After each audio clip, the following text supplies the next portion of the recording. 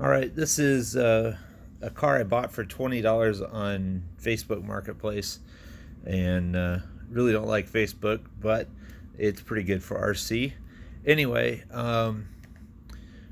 turns out this $20 car didn't have any battery or, well, it had a battery, just not a charger in it. So I didn't know if it ran or not, so I ripped the guts out of it, put in two Emax servos and SCX24 parts, and it's actually a pretty cool rig. The turning radius is kind of, well, you see it doesn't have much steering authority here, but it does here. So this is just using stock electronics, and I'm going to do a little test run and see what it does. In fairness, the tires that are on it are pretty bad, but it's geared super low. It's even lower than the SCX 24s, which I like. It's good. Let me flip this back over and put the body on so it'll secure the battery in.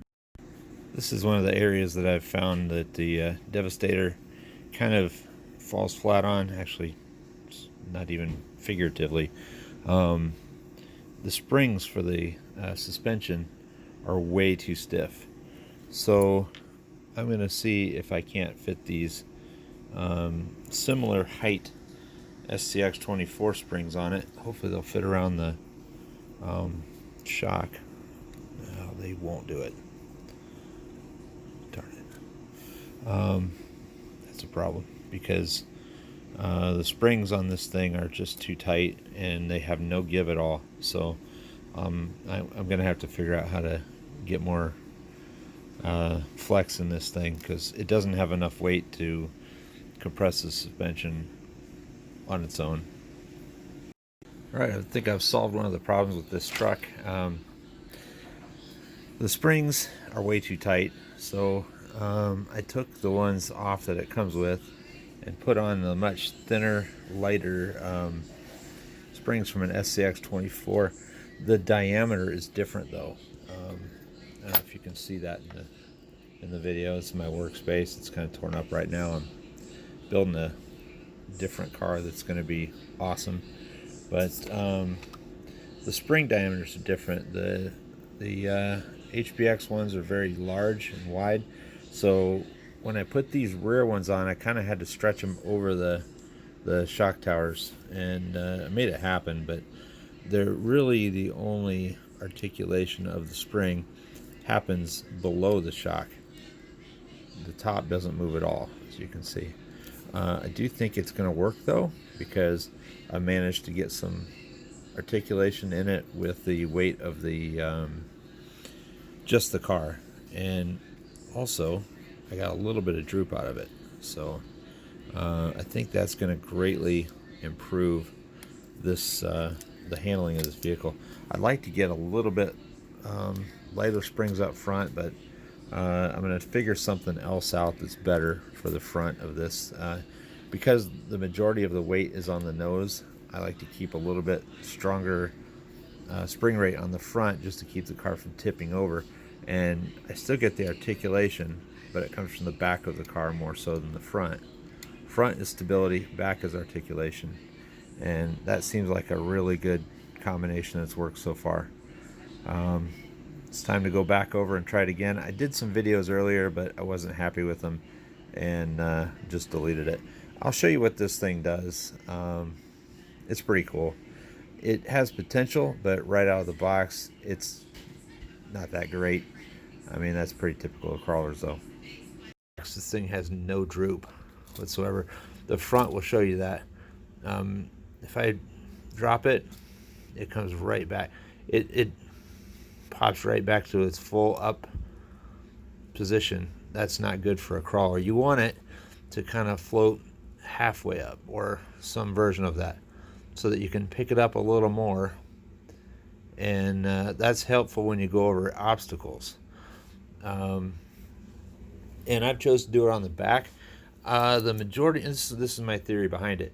When you want stability for like roll control and climbing, you want the front to be kind of stiff so it controls the roll, but you want the back to be loose so that it can articulate, and it can now do that.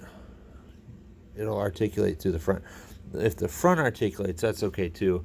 You just don't want it to do it too much. So as you can see, it's got an Emax on both ends. I have put in stock electronics, and I'll show you a running video of that now. Alright, there's another thing I could tell you right away I don't like, and that is the fact that these links, the outer links, don't triangulate to the middle. It goes from the outer part of the chassis straight forward, and what happens when you turn the wheel is if you have enough articulation or a big enough tire, or I just turned the dual rate all the way up, turn it the other way, there we go, it will actually come in contact with the links. I don't know if you can see that. It's touching the links when you try to drive it. The way around that is to kind of change out your dual rate a little bit so that it doesn't have the authority to throw the wheel that far at full lock. Bad thing about that is it does give it an enormous turning radius until you throw the rear steer on. And you can do that with the stock SDX24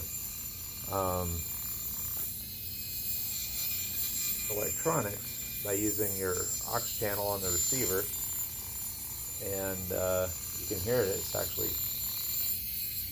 It actually hits on the back. So front and back, it does hit that. If there was a way to bring that to the center, like on the bottom of the SDX24, I'll show you that. Alright, I'll just do a quick show here. This is the same thing that the Vader skid plate does on the Red Cat Gen 7. It takes these links here on the outer portions and moves them to the center. See how they hook here, not out at the ends? So they actually taper away from where the steering arc of the wheel is. These are square and the wheel can just go right into it. If they're triangulated, then the wheel will miss it entirely. And there's a video on the Red Cat Gen 7 how the skid plate, the Vader skid plate, will take care of that situation for that. It's one of my previous videos, different subject, but I may figure out a way to move those links in farther and get them out of the arc of the wheel. But we'll do a little bit of driving video here, and I've already demonstrated its turning ability. It's not too bad once you have kicked the rear steer on. Kind of disappointing though that I have to give up steering just so that the front wheels don't hit the links. We'll see how it climbs. Just for fun, I'm going to take the tires off of my SDX24 temporarily and throw them onto this beast, and I think it'll do a lot better because it needs the ground clearance, but if anything, it'll take away even more steering because the tire's bigger. But we'll try it. We'll do some right here.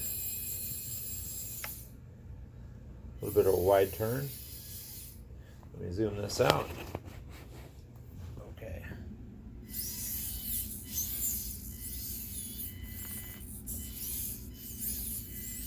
One thing I love about this truck is it's geared super low.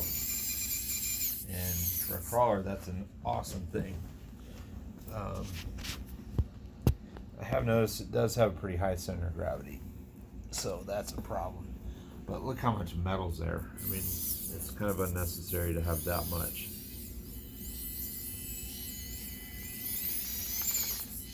Right there is tire limited.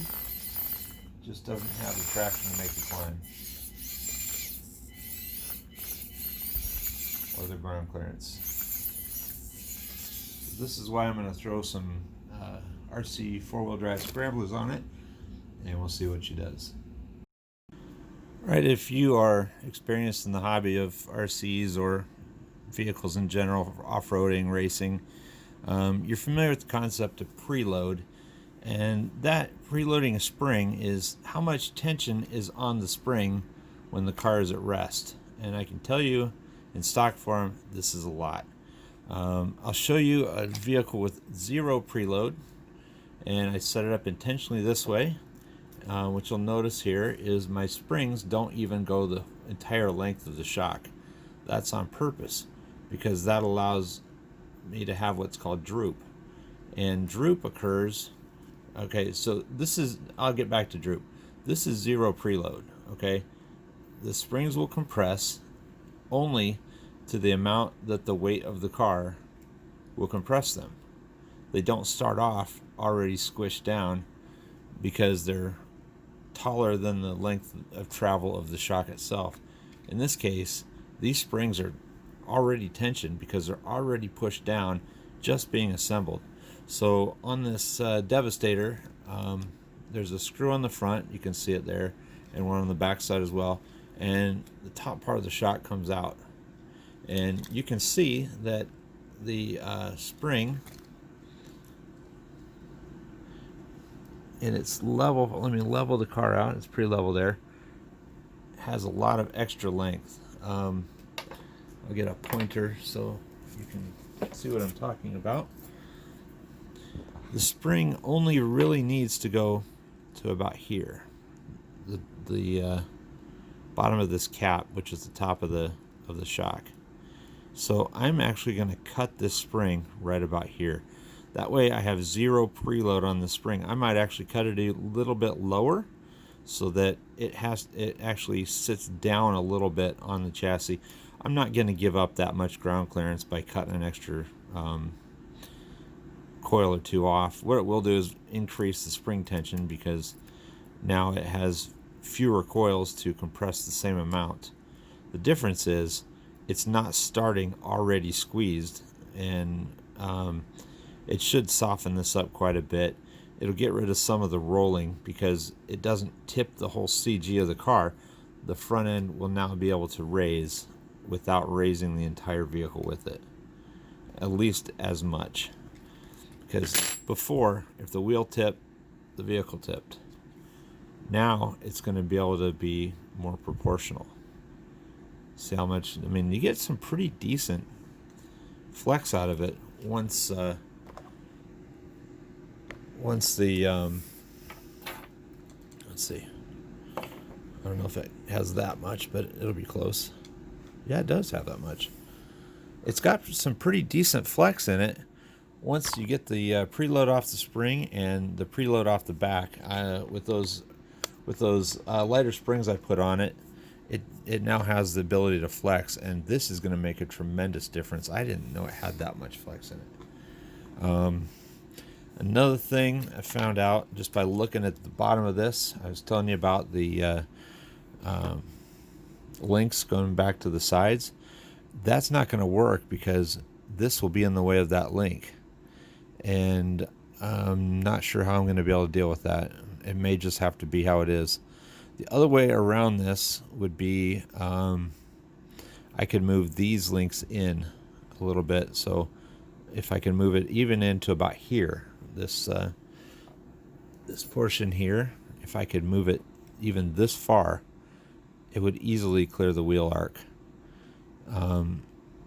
As long as this is straight with the motor to about here, that would make a big difference.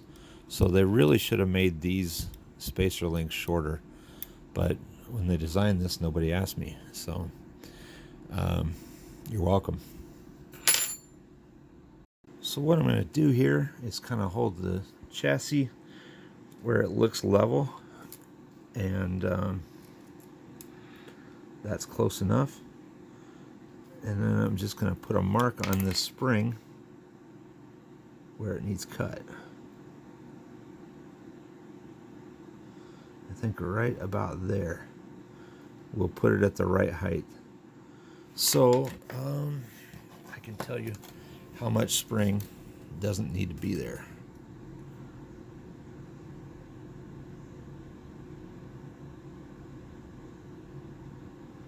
Yeah, they put about 7.5 millimeters more spring on this than it really requires, and that increases the spring rate and eliminates any chance of droop for this suspension. So I'll cut this and I'll get the other side done, and we'll go back over to the rock course, and I call it the Center for, I can't remember what it is. Anyway, we'll go back over there and I'll remember the name by then. All right, I've cut about 7.5 millimeters of this spring away, and just by looking at it, you can already see the difference. The side I cut and got rid of the preload has more space between the coils than the side I did not cut. See how by getting rid of that preload, it detensioned the spring and has made it quite a bit softer. This, I mean, you can definitely feel this if you were here. This is a much more compliant side now. I should have just done that on the back rather than putting SDX 24 springs on it, and I'll probably go back and do that because this is a fantastic way to do it. This allows the entire spring to work together instead of just the end of it. I don't know if you can see that. At full droop, with this axle fully extended, it even has the ability to do what the other truck was doing, where on the back of this I have the spring, so it's at 0 preload. The only way to compress the spring is the vehicle's own weight. Anyway, let me get the other side done and then we'll go back over and try it. And I want to make sure these springs are exactly the same length, so I'm going to line them up in my hand so that the bottoms are even. Once they are, I'll put them back in the shot and we'll mark the other spring at exactly the height. Okay. Looks like it's going to be right about there.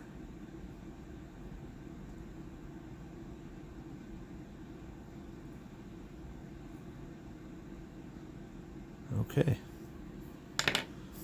Get right back to you. When I reinstall this, I'm going to put the end I cut upwards because the bottom has this fancy little way it's rung, or I don't know what you call it, made, so that it has a fairly flat bottom as opposed to a terminating top of the spring. It won't matter so much on the top of the shock because it has the entire barrel of the shock to rest on, where the bottom actually sits on a kind of a seat, and I want that seat to have as much contact as it possibly can. Like I said, the top doesn't matter. It's got this whole thing to keep it aligned. I think while I have the wheels off of my good crawler, I might throw them on the Enduro 24 tonight just to see how it does with real tires, instead of these tiny micro ones that it comes with. They're a joke. They really are. They have no clearance, and when you couple that with the diff of the Enduro 24, it's nothing. I'm probably going to have to run with this body though, just so it has wheel clearance. We'll do that at the end.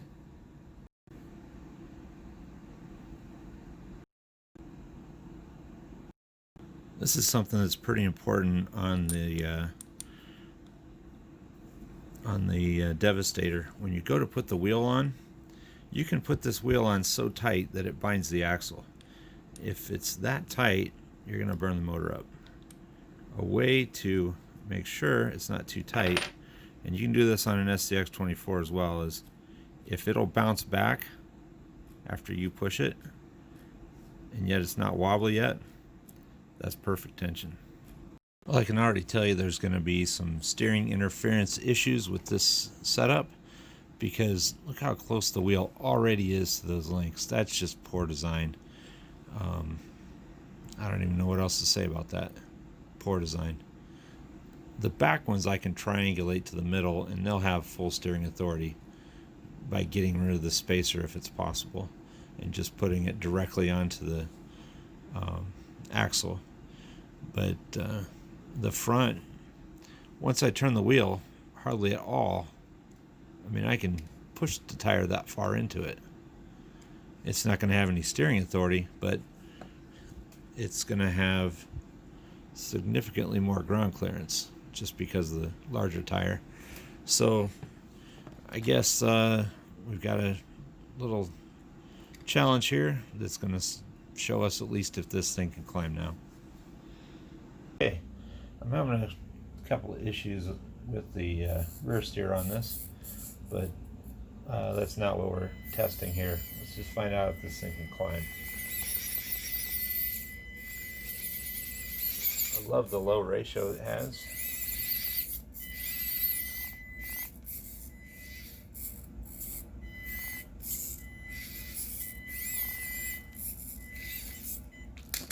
It's still a little tippy, more than I'd like. We'll try a different path up.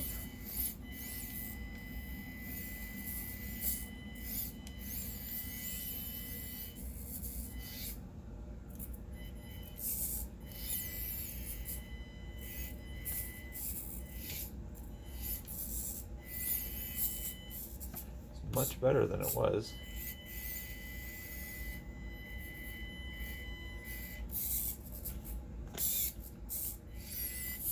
Rear steer. That is awesome. Oops, messed it up. We'll try that again. I think when I do my other car with the rear steer, I'm going to use a Spectrum unit so that I can have full proportional rear steering as well as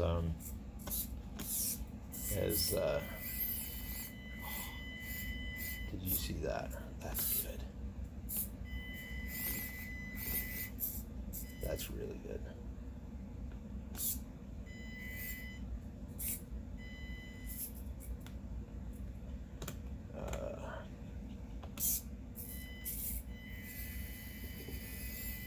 Wow. That'll take some getting used to.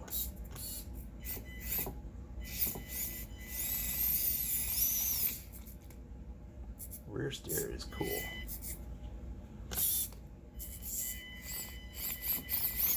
It opens up some possibilities that were not there before.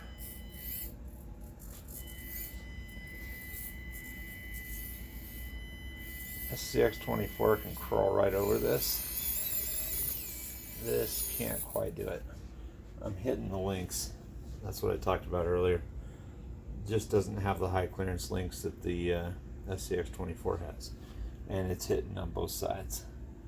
Let's see if I can just power it over.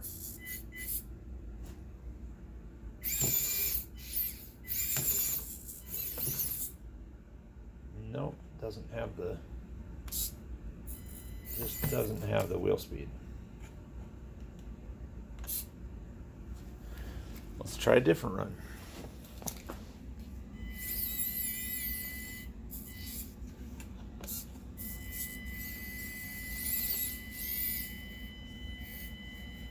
That's really good.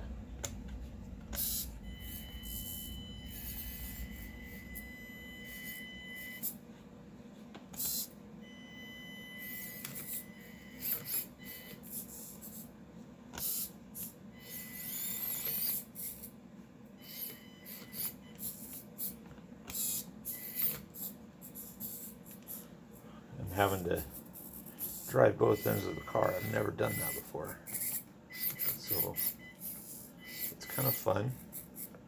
This is going to be really good with an SCX24 that has a lot more ground clearance, but I can already tell you that it is the ticket.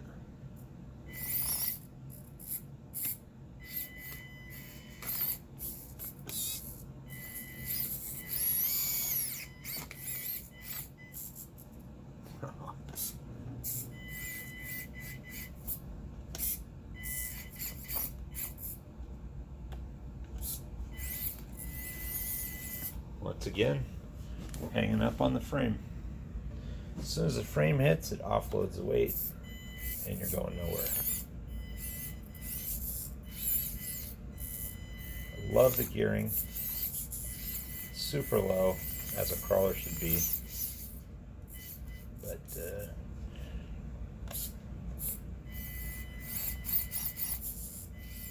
just doesn't have the clearance.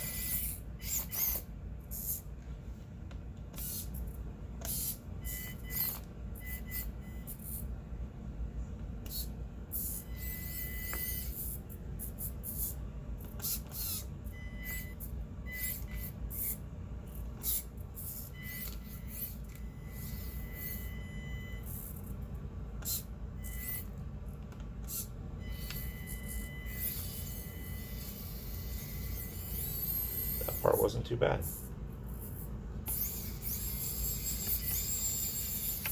Definitely not a speed demon. Make the return trip.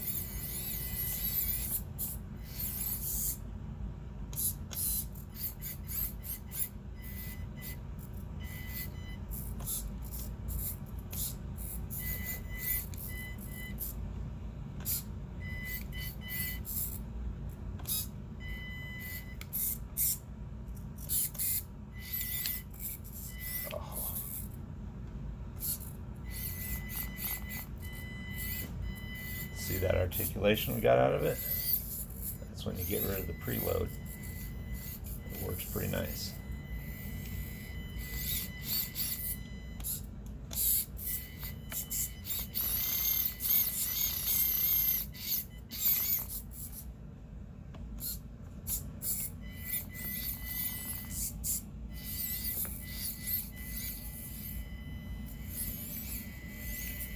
This is a bit longer chassis like we talked about, and the four-wheel steering does make up for quite a bit of the lack in a short chassis. And there it goes. Well, that's all for tonight. Four-wheel steering is cool. The HBX Devestator has a lot of potential. I don't think it was executed very well. My opinion, everything in this video is my opinion and my observations only. I could be wrong. If I'm not wrong, well, great. If I am wrong, that's fine too. Just what I think of it. But I think it could use more spacing and even larger tires. If you widen the track out, you put spacers in there so that it could clear the links, that's probably the best way to fix this. It's going to make the scale seem even larger, but that's okay because it's your truck. You get to do what you want with it. But that's my recommendations. Bigger tires, wider spacing, and cut the springs, get rid of the preload.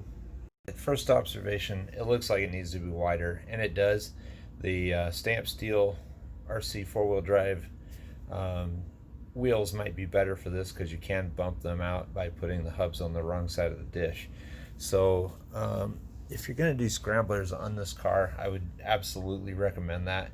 It'll probably fix everything. That's how I had it before, and I used it with the stock wheels, and it was too wide on stock just because the diff clearance wasn't good enough when you start straddling different rocks with the wheels. But anyway, first observation on scramblers, if it runs, I don't know what's going on with this thing. Stand by. First observation when I hit the gas, it's extremely fast on 2S with these huge tires. It just goes a long way for every revolution. All right, I wanted to, I don't know if I hit the button at the wrong time, but this thing is already getting into itself. When it climbs, it just doesn't have enough wheel width to avoid hanging up on the body. As soon as it articulates, it gets into that. Let me pull the body completely off and we'll try it again. What doesn't it like now?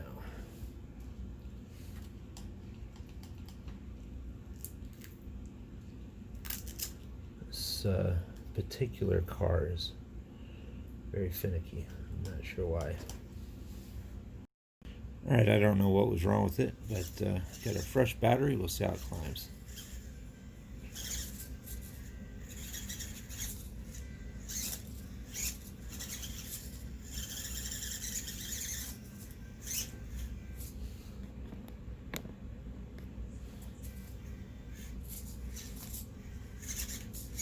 With four-wheel steering, you can kind of put the back wheels where you want them and the front wheels too, independently. This truck doesn't seem to like to do anything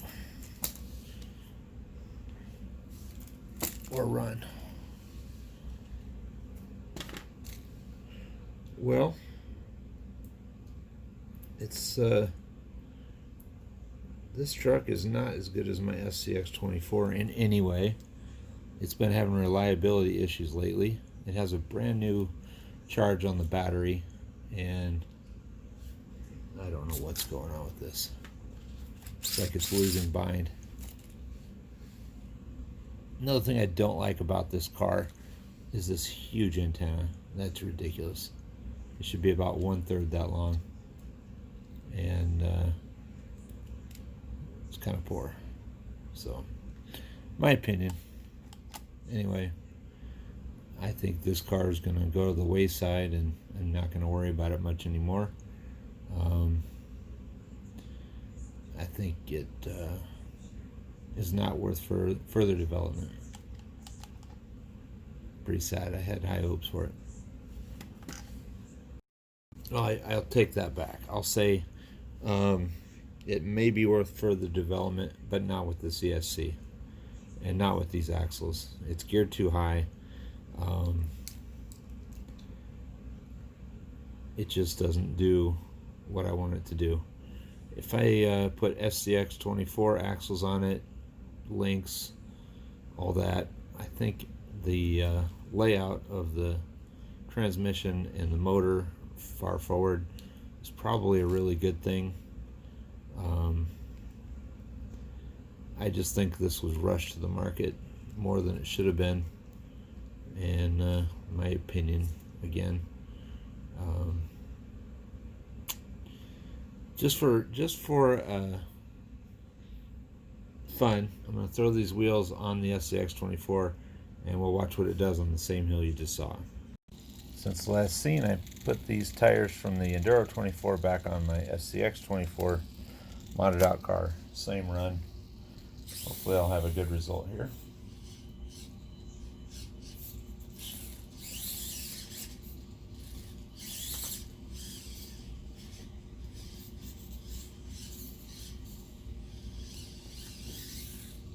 That's it. I think the Devastator is pretty cool. I told you it needs bigger tires and it needs to be a little bit wider, but I think it has a lot of potential. I love how low geared it is, and I still think the SCX24 is the ticket. It's going to be really fun to have my new car going with the four-wheel steering proportional. I'm going to take it from stock electronics to four-wheel proportional steering when I do the brushless motor upgrade, because it's all going to happen at the same time. I'm going to use a Spectrum receiver for that and get away from stock electronics, because with the stock electronics I basically have one switch here that channel 3, I can select it to be right or left or center, and those are your three choices. With proportional steering, I'll be able to set it so that it is anywhere in between full center or full left or right, and I think four-wheel steering is cool. I think once you get a taste of that, you're not going to want to have anything else. Now that's all for tonight. We'll see ya.